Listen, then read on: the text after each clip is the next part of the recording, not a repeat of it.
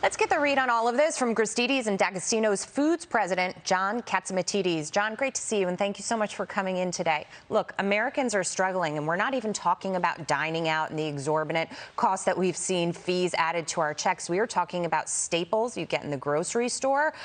You think prices might have possibly peaked, but shortages may lie ahead. I mean, we've got some real issues to face here. Yes, we do have some real issues. We have a lack of world leadership in America, and the problems are, it comes back to the oil business, and we're in the oil business too, and we see it in all of our businesses. The fact is the price, fertilizer, and nobody realizes it does come from oil, part of it, and the price of fertilizer has doubled to the farmers. The price of diesel has doubled to the farmers. So what does that mean? That means higher food prices. And getting the product from the manufacturers or the people who put it together, and the farmers to the manufacturers to the stores, diesel fuel has doubled, like we said, and that is also in the factories that make the food, make the cans of products. And nobody understands yet, excuse me, why the Chinese or why some of the people are buying large quantities of farmland. So we have Chinese, we have people like Gates buying lots of farmland. The price of fertilizer has doubled.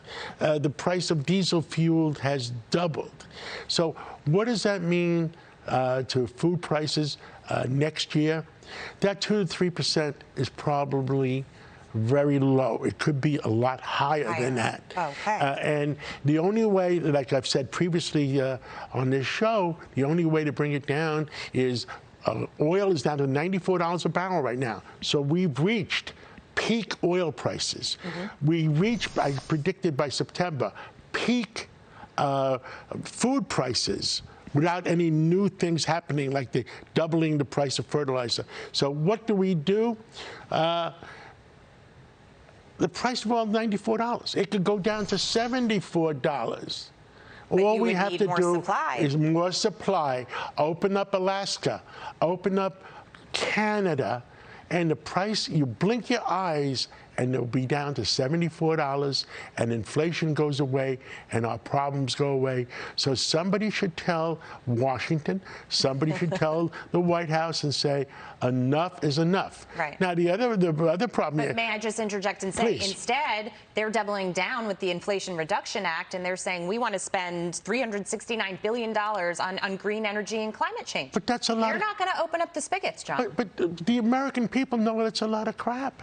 It just doesn't work. If you raise the taxes on manufacturers, on oil companies, you know what they're going to do? They're going to pass it on to the consumer. And that will drive us deeper into a recession. Deeper into recession. The consumer is going to end up paying, because anytime you raise your prices to a Procter & Gamble or an Exxon, they're going to pass it on. Right. I mean, you never see their earnings go down. You bring up the buying of the farmland by China, for example. I mean, to me, on the oil side and the food side of this, these are supply side issues, and these are basic staples. People may cut their, discretionary gas spending on the vacation or the road trip during the summer, but to get back and forth to work, to put food on the table from the grocery store, they still have to do it. And so the Chinese realize that they, should be part of that supply chain, and they want to get a bigger stake in it. But this administration essentially is stepping back from the supply side and saying, we want to try to change dynamics in another way, but they don't understand the economics of it. It doesn't work, and they should understand that, because like the old Greeks and the old Italians had an expression: there's a violin playing behind our back. And right now there's so many problems in the world that people have to realize it. Now, if Washington says we're going to raise the taxes on the rich, we're going to raise the taxes on the corporations, they're just lying. Yeah. They are taking advantage of the poor and middle class that are not educated and say, look, we're going after them. Yeah.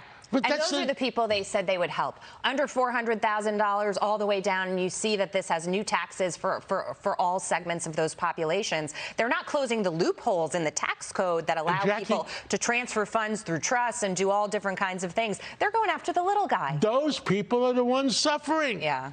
Those are the people who are suffering. And Washington, you know, you talk about racism. Well, they're being racist against the poor and middle class that don't understand the real economy. Yeah. It's unfortunate. John, great to have your take as always. Good to see you. Thank you. Thank you.